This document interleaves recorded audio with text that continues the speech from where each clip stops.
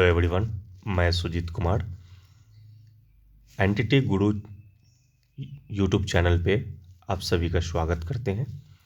आज हम चर्चा करेंगे बाल मनोविज्ञान के बारे में।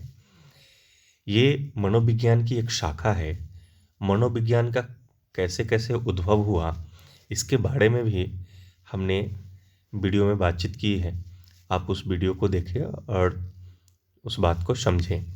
ये है मनोविज्ञान की एक शाखा जिसमें हम बाल मनोविज्ञान है।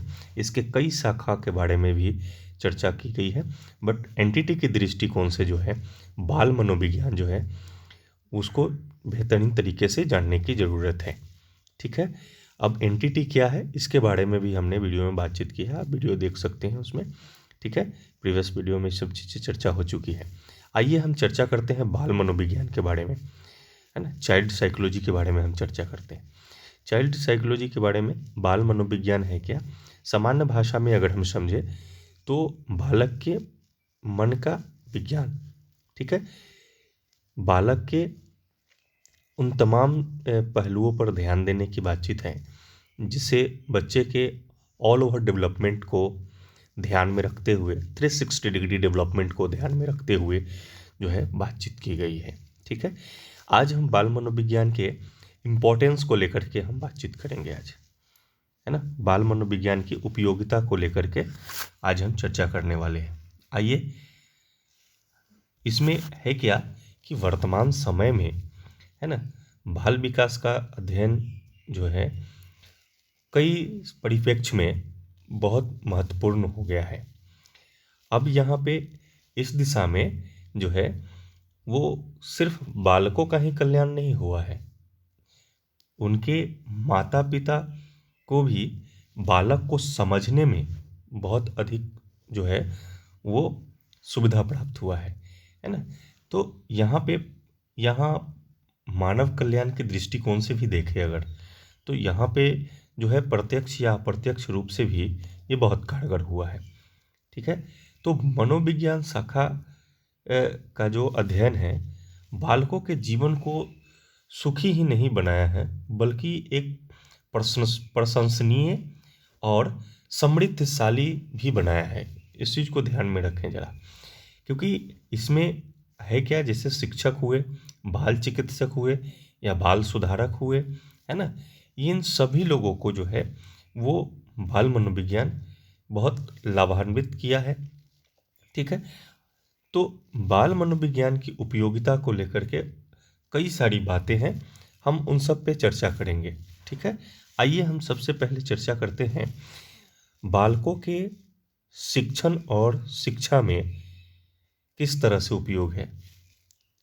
ठीक है, आइए इस पे चर्चा करते हैं। तो बालक के सीखने की प्रक्रिया का प्रारंभ जो होता है वो जन्म से ही हो जाता है, यहाँ तक तो कोई दिक्कत नहीं है। लेकिन जो सीखने की जो प्रक्रिया है, जो शुरुआती स्टेज से जो होता है, ये चीज़ें जैसे जैसे वो फिजिकली और मेंटली जो है स्ट्रांग होता जाता है ना, मैच्योर होता जाता है, वैसे वैसे जो है इसके सीखने की जो क्षमता है, लर्निंग का जो पावर है, वो धीरे धीरे जो है वो इम्प्रूव होता रहता है।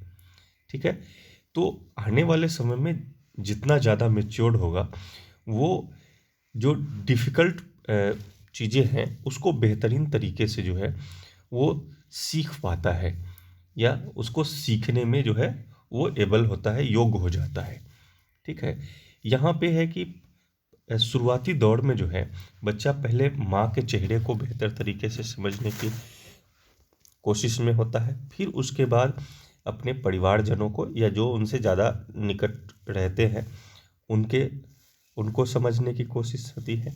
ये चीज़ें जो है वो आपको शुरुआती दौर में जो उठना बैठना, फिर उसके बाद दौड़ है, कूदना, इन तमाम चीज़ों में जो है सारी चीज़ें सीखते हैं। कई सारे जो स्किल होते हैं उसको भी लर्न करते हैं, तो ये भी एक अलग चीज़ है। उसके बाद है कि इसमें जो परिपक्वता जो होता है जिसको मैच्योरिटी बोलते हैं, तो मैच्योरिटी के साथ साथ ये सोसाइटी के साथ जो है इंटरकनेक्ट भी करता है, अंतःक्रिया के कारण भी जो है वो लर्न करता है यहाँ। ठीक, तो इसके विशेषता और गुण को लेकर के जो है जो कई तरह की बातें आती हैं, तो बालकों को सिखाने में जो है ये शिक्षण और शिक्षा का अधिक जो है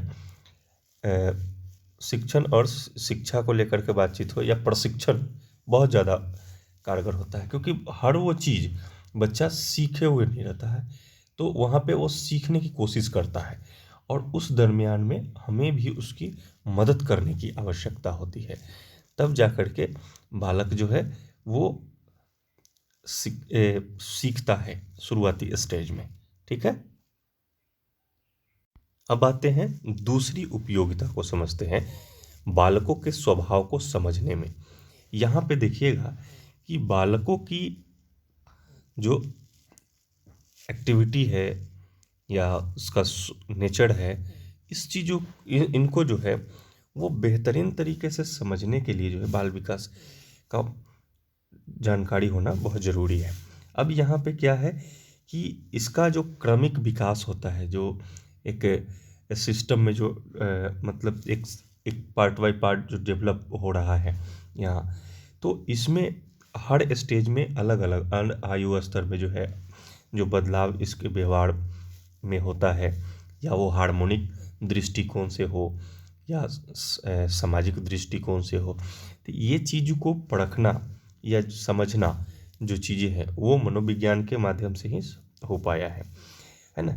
जैसे इनकी हर हरकत को समझने को लेकर के है, आगे चल कर के जैसे जैसे इनका स्टेज बढ़ेगा, है ना, शैशवावस्था में से लेकर के धीरे धीरे शैशवावस्था में होगा, फिर शैशवावस्था में कई सारे खेलने की आयु होती है, बाद में खिलौनों की आयु, फिर बाद में जाकर के बाल्यावस्था में जब ये पहुँचते हैं चाइल्डहुड एज में, तो वहाँ पे भी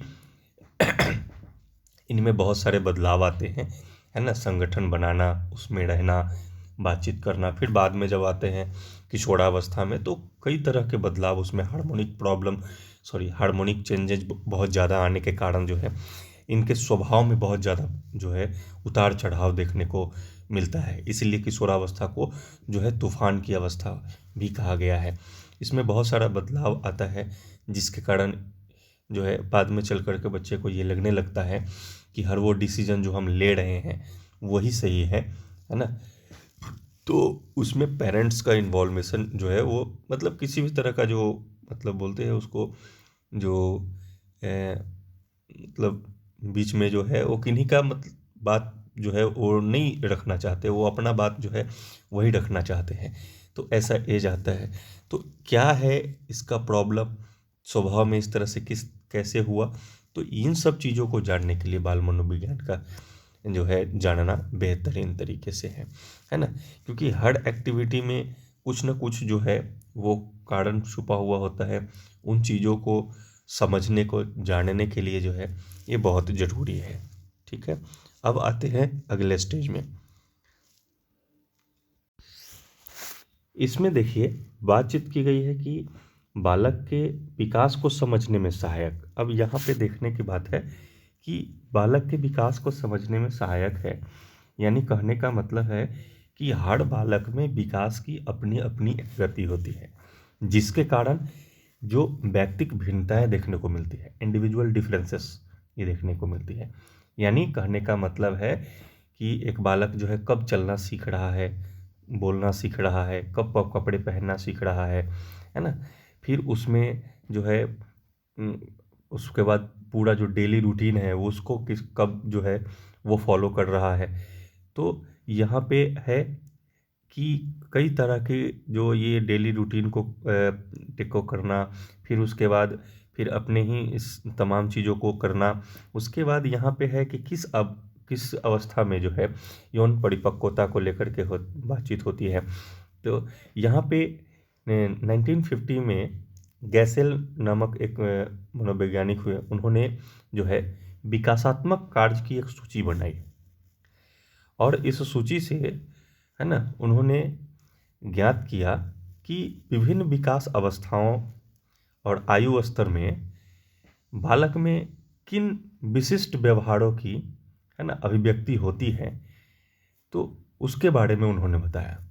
तो भिन्न भिन्न मतलब अलग अलग जो आयु स्तर है ना, एज लेवल में जो है बालकों के शारीरिक और मानसिक विकास जो है, इसका जो विश्लेषण जो है वो अलग तरह के नॉर्म्स भी उपलब्ध हुए। ठीक है, तो यहाँ कहने का मतलब हो गया कि हर स्टेज में बालक की विकास अलग अलग तरह से है और उसी चीज़ को समझने की ज़रूरत है। तो हमने शुरू में देखा कि कैसे क्या कर रहा है, तो यही चीज़ें जो होती है इंडिविजुअल डिफरेंसेस जो है यहीं से क्रिएट होना शुरू होता है।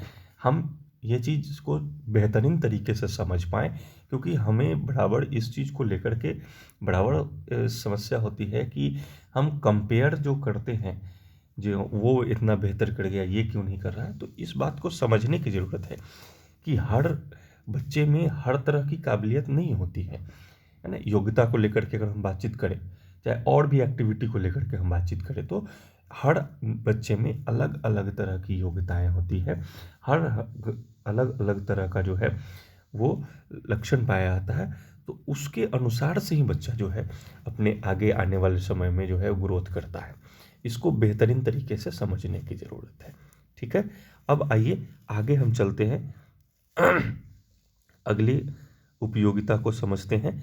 अगला है बालकों के व्यक्तित्व विकास को समझने में उपयोगी। अब इसमें क्या है, बालक के व्यक्तित्व को लेकर के कई सारी बातें कही गई। इसमें पर्सनालिटी को लेकर के जो बातचीत कही गई है कि हर स्टेज में जो है जो व्यक्तित्व का विकास है उसके प्रभावित करने वाले कई सारे कारक हैं। क्यों बच्चे की के व्यक्तित्व को, पर्सनालिटी में बराबर जो है चेंजेस देखने को मिला, कांस्टेंट नहीं रह पाया। इसमें जो कौन कौन से कारक हैं उनको समझने में उपयोगी साबित होता है मनोविज्ञान। उसके बाद है कि कभी कभी हमको देखने को मिलता है कि जो पर्सनालिटी डेवलपमेंट है वो सामान्य है या असामान्य है। ये चीज़ें किसी में सामान्य देखने को मिलती है, किसी में असमान देखने को मिलता है। ये चीज़ जो है वो कई कैसे संभव हो पाया, बाल विकास के कारण ही। तो बाल विकास को जानने पर ही जो है वो व्यक्तित्व के विकास के बारे में हम बेहतरीन तरीके से समझ सकते हैं। क्लियर है।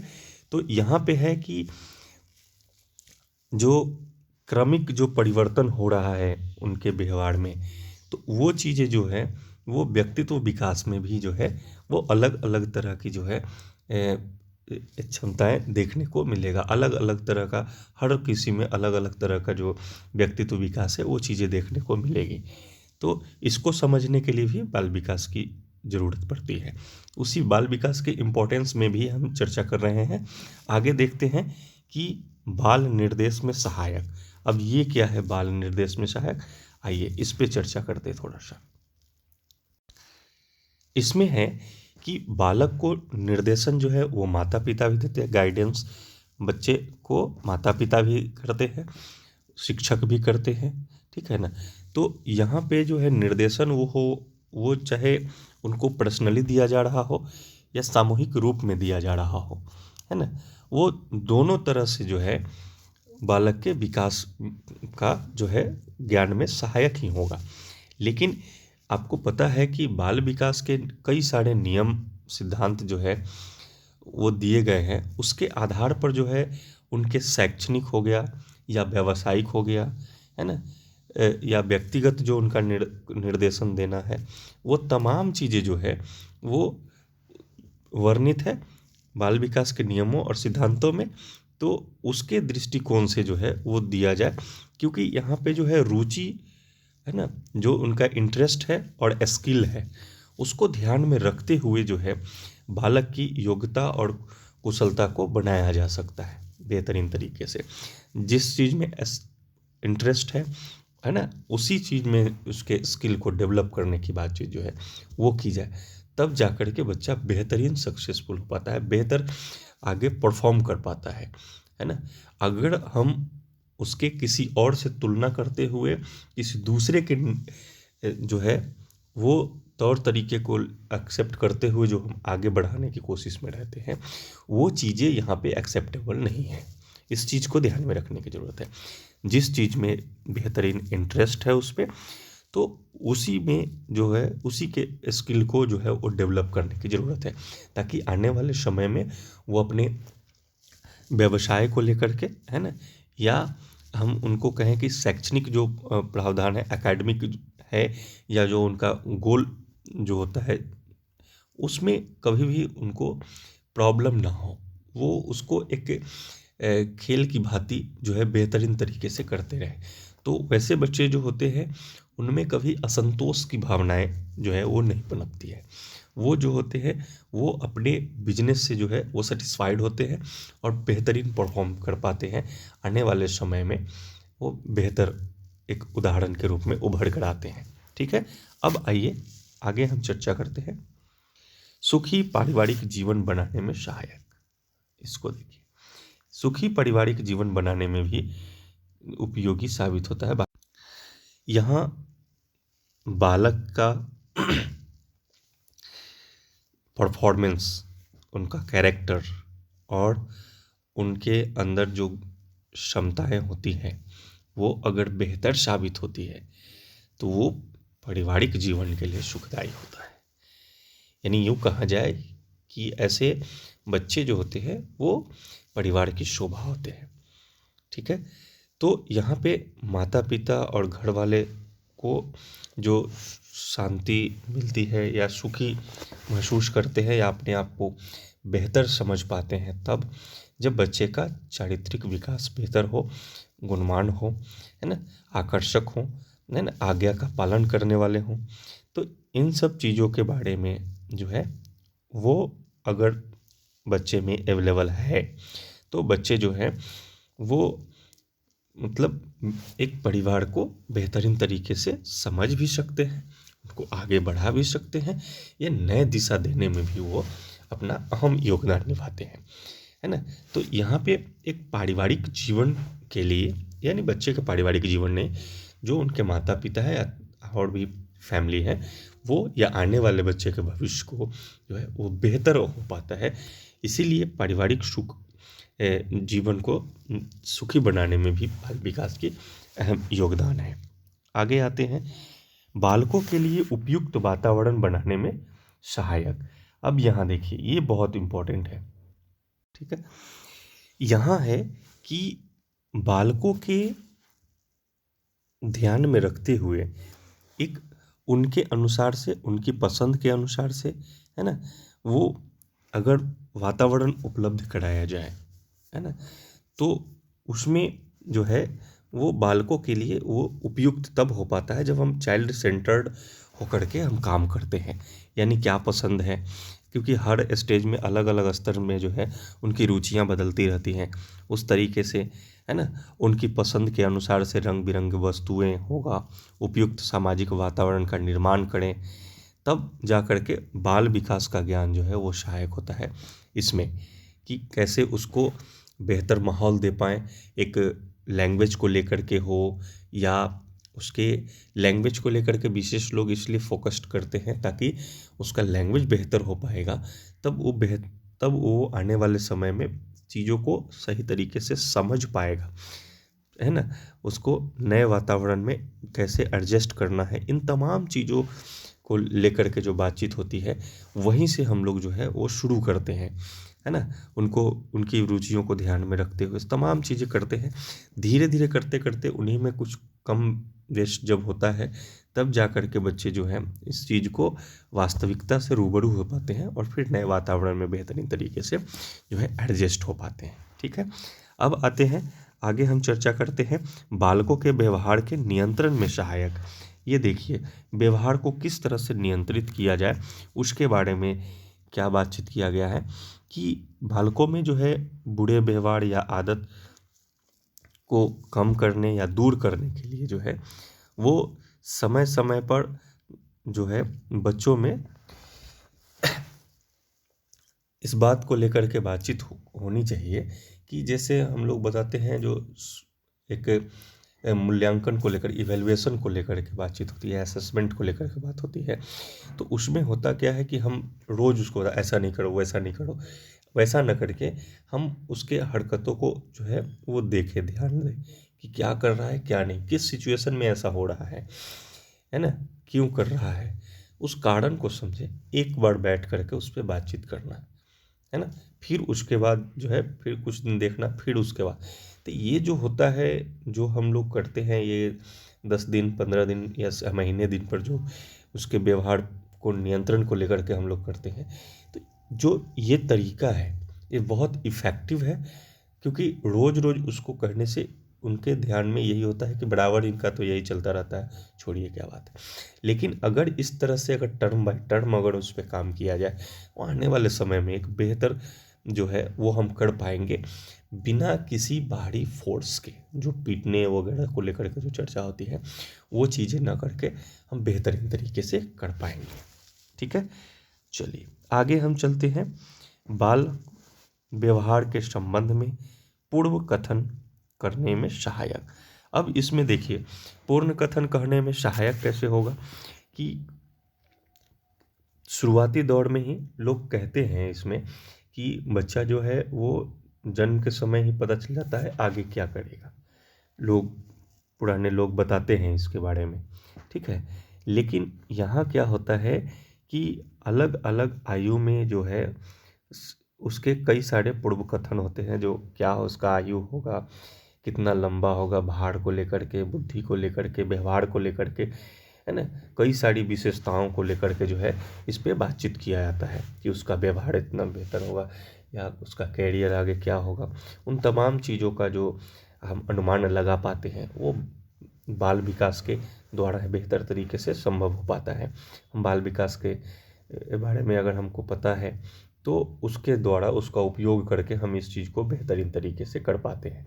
अब आप सोच रहे होंगे कि ये पहले वाले लोग क्यों कर, वो अपने अनुभव के आधार पे, उन्होंने बहुत सारे बच्चे को देखा, सामने बड़े होते देखा, तो उसी अनुभव के आधार पर वो बताते हैं कि आगे क्या होता है।